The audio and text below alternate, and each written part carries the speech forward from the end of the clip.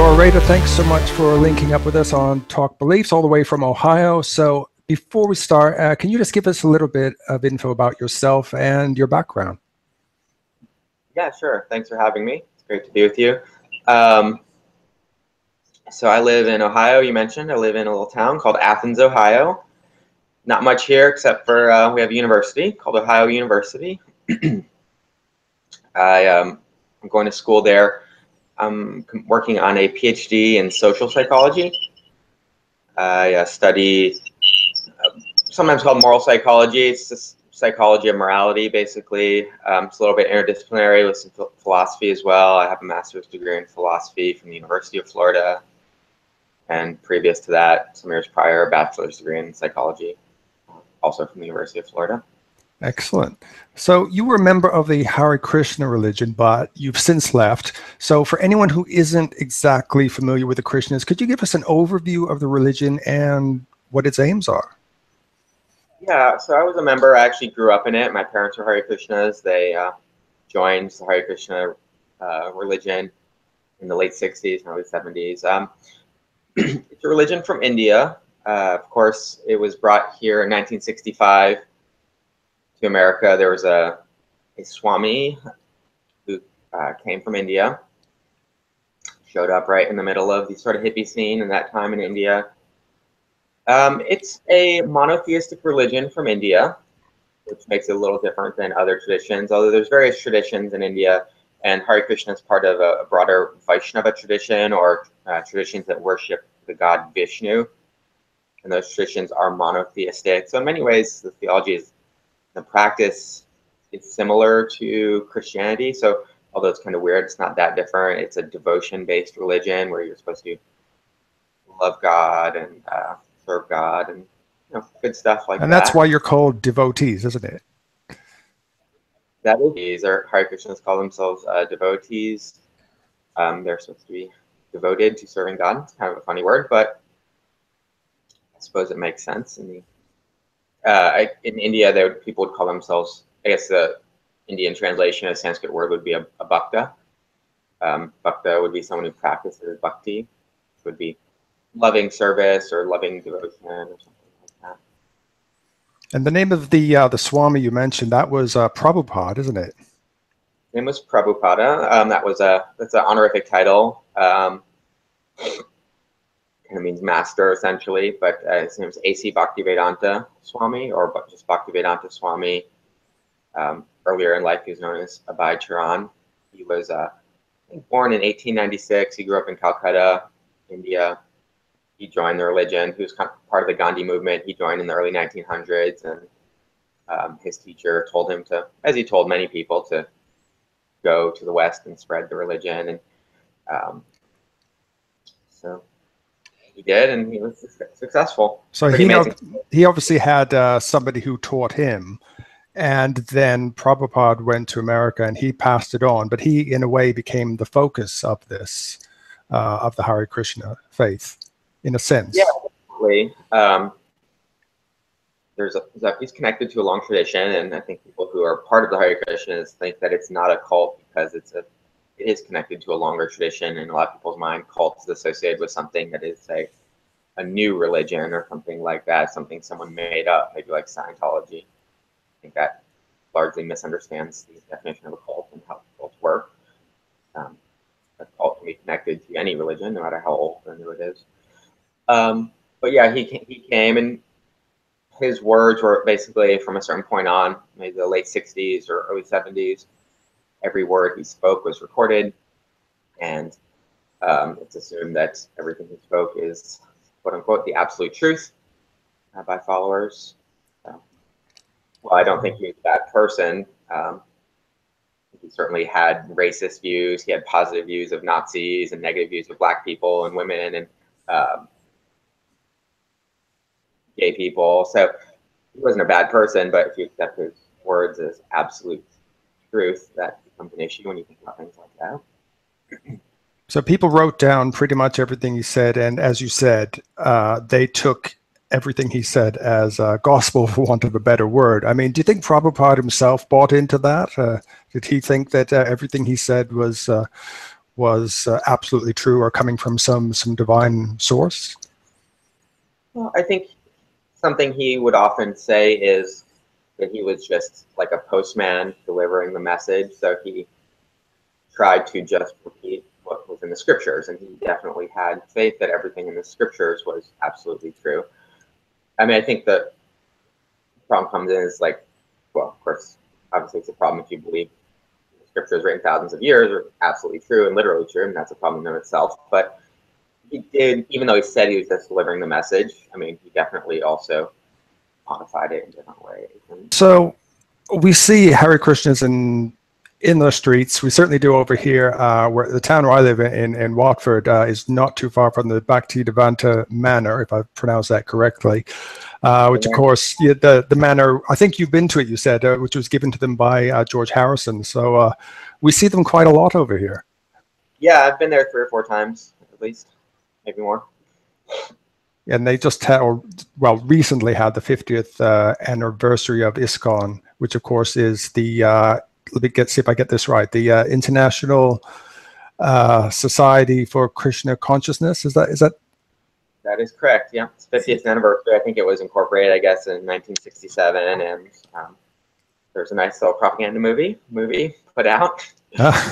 No doubt. And we see them in our streets, going up and down. Some of them wearing the robes, and others not, and giving out the books and chanting Hare Krishna, Hare Rama over and over again. But most people they don't understand what their day-to-day life is. So could you talk about your day-to-day life as a Hare Krishna devotee, and what was a typical day like for you? Sure. So if you live in a temple, you live in a sort of dormitory style, I guess would be the simplest way to put it. Some temples have beds. A lot of temples, you might just sleep on the floor in a big room. You have like maybe a locker where you have to keep a small amount of possessions that you might own, some bedding, a few sets of clothes, the robes, some books. You get up. The first morning service is at 4:30. So you're up by at least 4.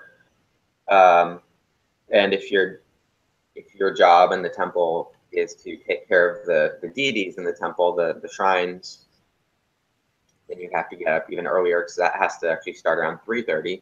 Wow. It could be as early as 3.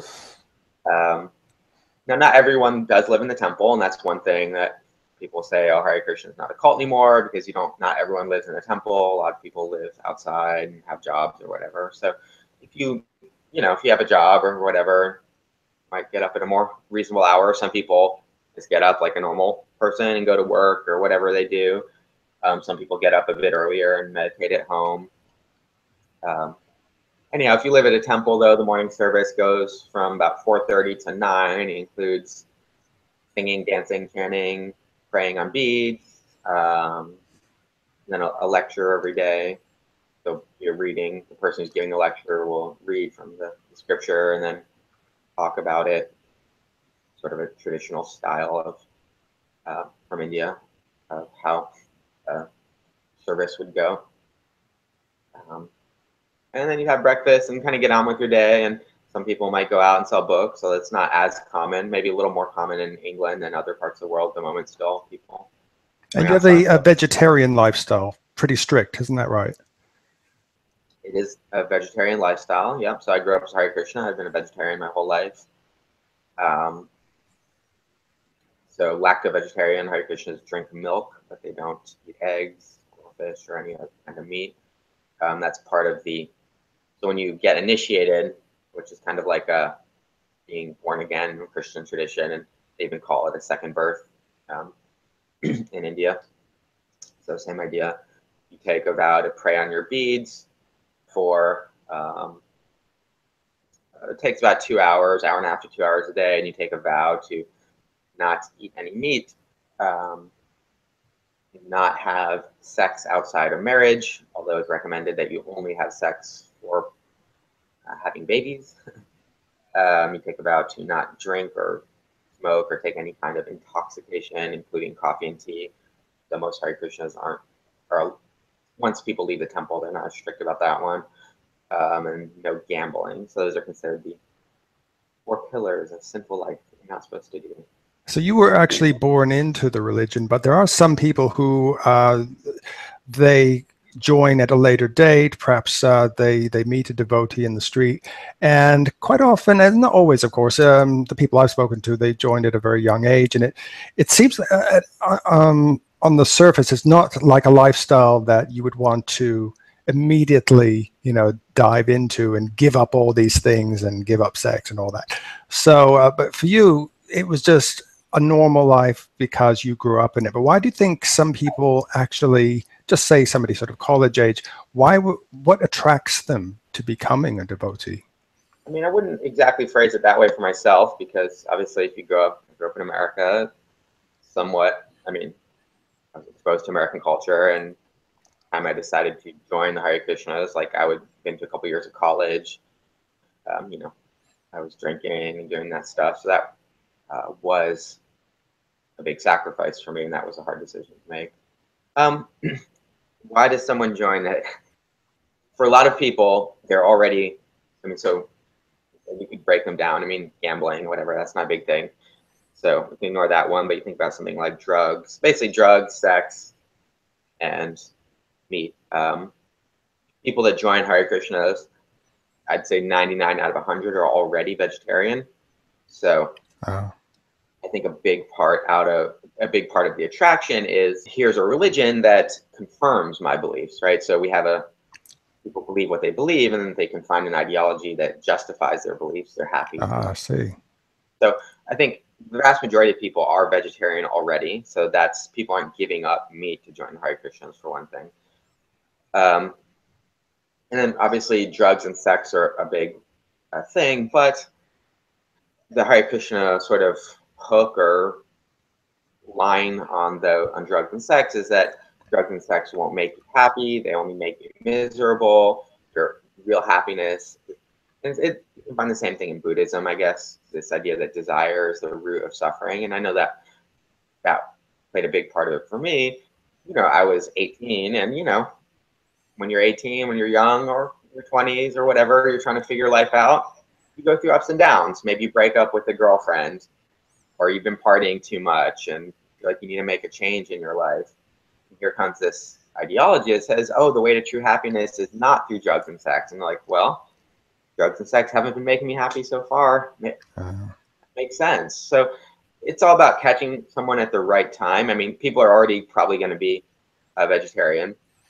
And then the other things, they're just depressed, or they're feeling whatever, they just broke up with their girlfriend, or they're maybe not getting a girlfriend, or whatever. They've just been partying too much and they want to change anyway. So I don't think it's so much that people who join Hare Krishna, they already want to give those things up. They're out of place in their life, or for whatever reason, they're not feeling like doing those things. And the Hare Krishna religion comes along and sort of gives them a framework for understanding a philosophy that justifies what they're already feeling, things like that. So people don't really make big changes in their beliefs. What they do is they look for ideologies that justify their beliefs, essentially.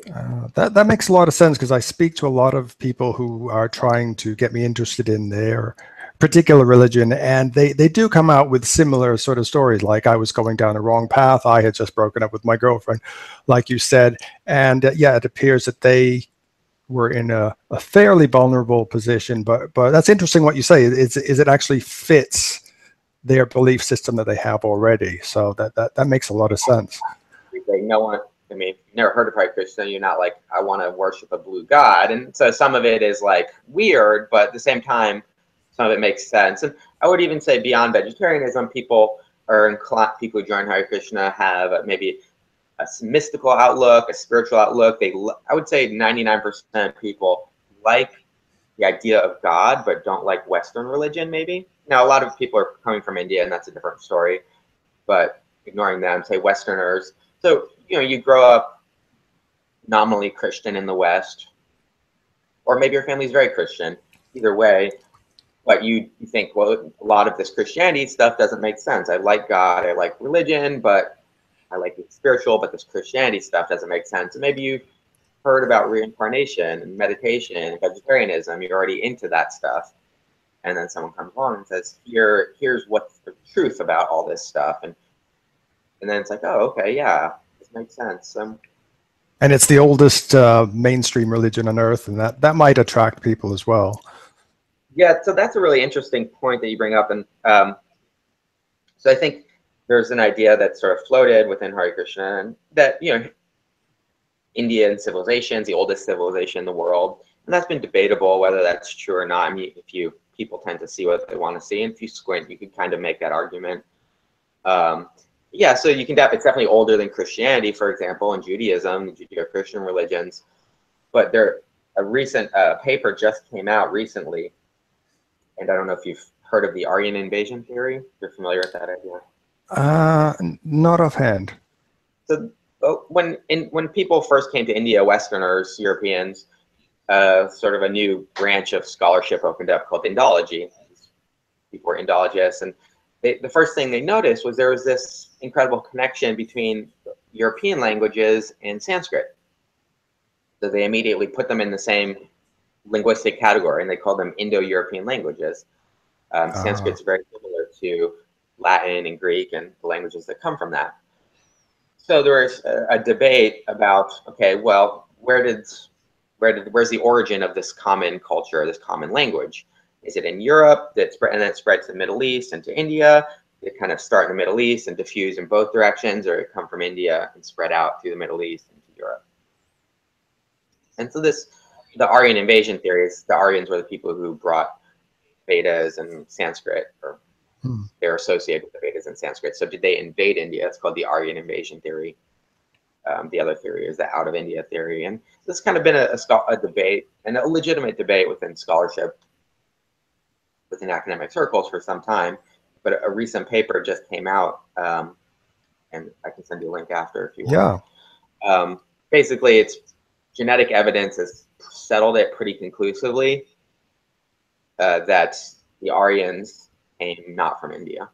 So the Aryans and that language came from somewhere in the Middle East, essentially, or Iran, Persia, steppes, something like that. So that's just recently came out, and I think that's really interesting if you're actually interested in me trying to rationally sort this stuff out. It's pretty hard to maintain belief in the divine origin of the Vedas when the Aryans didn't even come from India. So I think that's interesting. I did a video on that on my YouTube channel. That's very interesting. But at some point, when you were in the religion, you started to doubt. So the big question is, what actually started that and started you to doubt and consider leaving the sect? I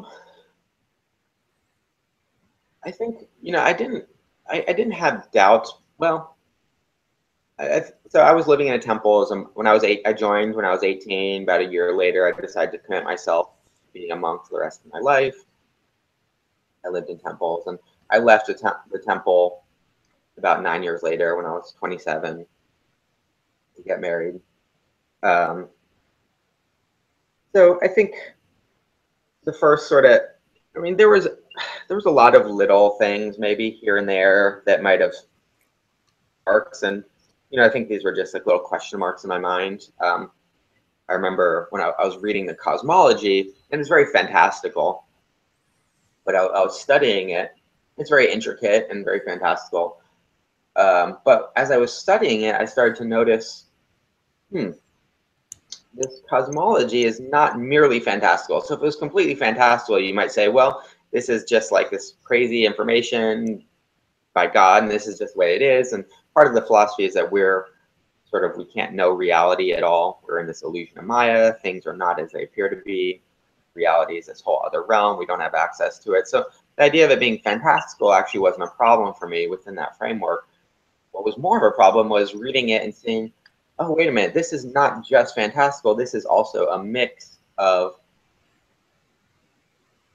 contemporary astrology of the time, or sorry, not astrology, astronomy at the time.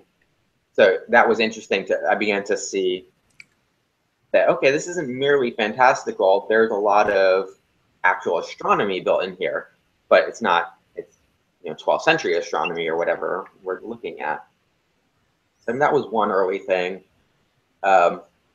I think another early thing was in one of the scriptures, it talked about the ladies dressing without wearing anything on their breasts. And that might sound like a silly thing, but if you go into Indian culture now, that's certainly not the way they're depicted at all. And that would go strongly against the culture. So just kind of seeing little discrepancies like that in the scriptures. Those were just little questions, but I didn't make too much of them, I would say, for a long time. I think eventually I became more disenchanted with just the organization as I was leaving the temple. You know, I had just given nearly a decade of my life to trying to become a monk, and I felt like, you know, I had a guru, a teacher who I was very close with. He was the one who kind of converted me. I mean, I grew up with it, but he was the one who really was instrumental in me joining. And, you know, I kind of was just feeling like, wow, how could this person allow me to do this with my life, right? That we shouldn't be letting young people, sort of throw their life away in this way. And my original critique was very much within the tradition itself. I mean, you can make that argument from within the tradition. The Bhagavad Gita says work over renunciation. So it's actually a kind of polemical against renouncing the world in favor of working for God. So my original critique was more from within the tradition, but I began to try and talk about these ideas with people within the religion, people I was close to, and they had no leaders, my guru and others, and they had no interest in talking about it. So I gradually essentially just distanced myself from the institution. And as I distanced myself from the institution, I just became less interested in being a part of it. I was like, yeah, I don't want anything to do with these people, just on a personal level.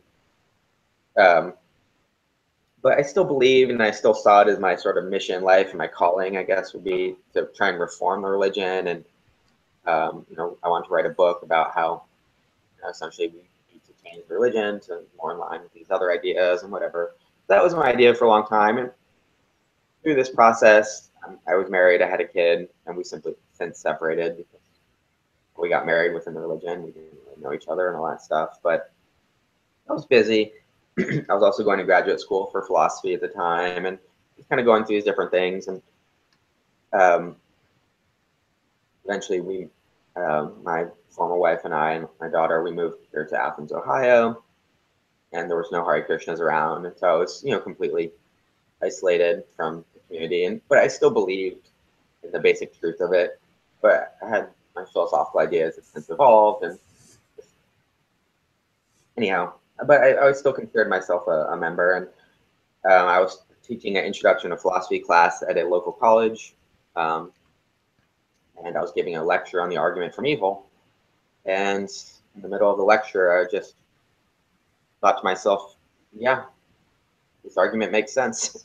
Good reason not to believe in the existence of God.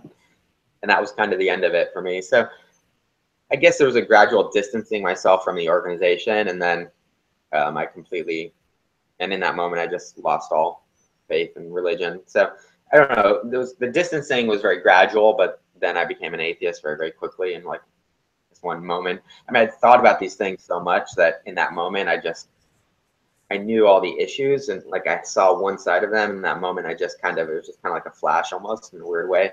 And I just instantly saw like the other side of every argument. And I was like, oh, okay, now I get it. That was kind of the end of it. It doesn't sound too much different from what I've heard from, for instance, ex-Christians. You talked about, are you supposed to work to get into God's good graces? There's this whole thing in Christianity of works versus grace. You know, you do things, you do charitable things to get into God's good books. Or there's the other side of it, which is it's a free gift. God is going to save you anyway. And then you also said about the problem of evil, which is that has led a lot of people to deconvert. So, yeah, that sounds very familiar to me. So there's some common ground there. Sure, yeah. I think a lot of Hare Krishnas think the problem of evil isn't a problem for the Hare Krishna religion because they believe in reincarnation. So the question is, why do bad things happen to good people? And tongue-in-cheek as well. They're not good people. They did bad things in their previous life. That's why they're suffering. So a little bit of a get-out clause there. So that answer really doesn't hold water, and I believe that for a long time. Although I kind of had a lingering doubt, but it's just one of those things that I just kind of pushed down. But the doubt was, well, that sort of works as an explanation, but God is the one who sort of set up this whole system. So in some sense, like, he's responsible for it. And what finally sort of clicked for me when I was talking about it was I was presenting an argument for a paper called Evil and Omnipotence by a philosopher, J.L. Mackie. And his question he raises there is, well, why couldn't God have just created beings that were perfect and had no interest in doing evil, right? You can give people free will. If you give them perfect character, they're going to do whatever they want, but they're not going to do evil.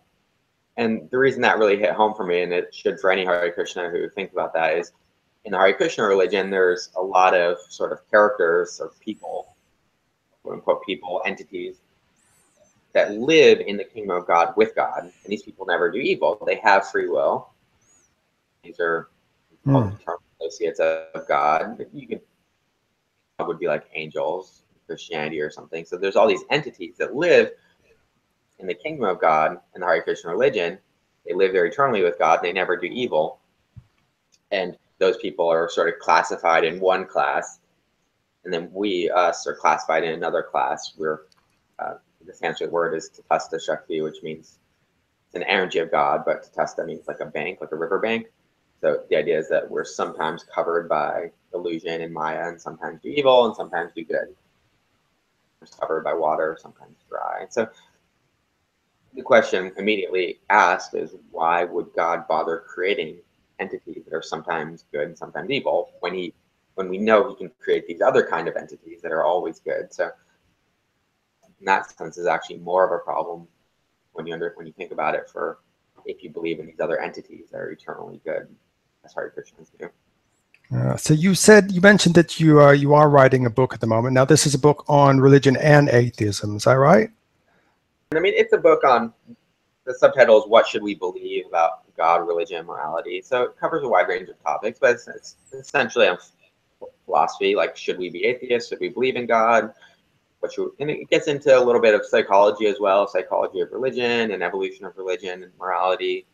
What should we believe about morality? Is it divine? And those types of things. So just a wide range of questions related to sort of belief in God and religion and morality and how those things all come together. Yeah, I'm pretty excited. It's mostly done. But I have to edit it, and I'm working on my thesis at the moment, so it's on the back burner for next few months at least. So you don't have a title for it just yet.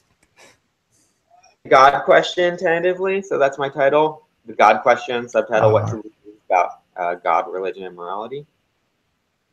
So, yeah. Excellent. Okay, Gaura, thank you so much for appearing on Talk Belief. So I'll put links to your YouTube channel and your personal page on Facebook, as well as your Christian Cult Awareness Foundation page in the description below. And so I guess lastly, like I always do, when I speak to somebody like you who's an ex-believer, if there's anyone watching this interview has happened across this and is considering joining the Hare Krishnas, what would you say to that person right now? Yeah, I think what I'd say is take your time. There's a lot of people who, join cults, join religions. They do it because they're having some sort of crisis in their life. Now, if you're considering joining, you probably believe this is the absolute truth. If that's true, then it will still be the absolute truth. So what I'd say is take some time. Now, the alternative point of view is that, besides the fundamentalist religious one, is that the reason you join cults is because you're isolated, you're going through some sort of crisis. Try going to see a therapist. And if that's not the reason, talk to someone. Just talk to someone about your life. And you will not have that same desire to join, especially if I'm hanging out with Hare Krishnas. I think one thing to sort of be aware, I think the best book on this topic is Jonathan Haidt's book, The Righteous Mind. It's about psychology of religion and morality. and politics. Thing to note is our beliefs are so much shaped by the people we spend time with, and it's so hard to like rationally evaluating an idea is just so difficult for us, and that's essentially because our brains weren't designed for that. Our brains, one of the things Jonathan Haidt says is morality, it binds and blinds us. So our brains were designed to serve as a member of a group in a small tribe and hunt and gather and raise children and run tribes and things like that. Our brains weren't designed for philosophy and science. Now we can do them, but we're actually pretty bad at it, especially if you think about trying to do things objectively. So I'll just encourage you to sort of pump the brakes if you're thinking of and make a thorough investigation. Read every book on every topic of philosophy, evolutionary psychology, the origin of religion. Go see a therapist, talk to people, talk to ex-members, talk in addition to just talking to current members, get all sides of every.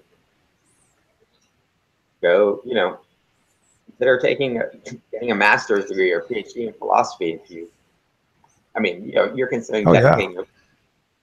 Believe this is the absolute truth. If you really believe this is the absolute truth, then what you should do is be willing to exhaust every possibility in that search. Right? Not, it's funny for me when I joined, at the time I thought I was making a really rational decision, but I realized I essentially knew nothing about the history of the religion. I knew nothing about philosophy.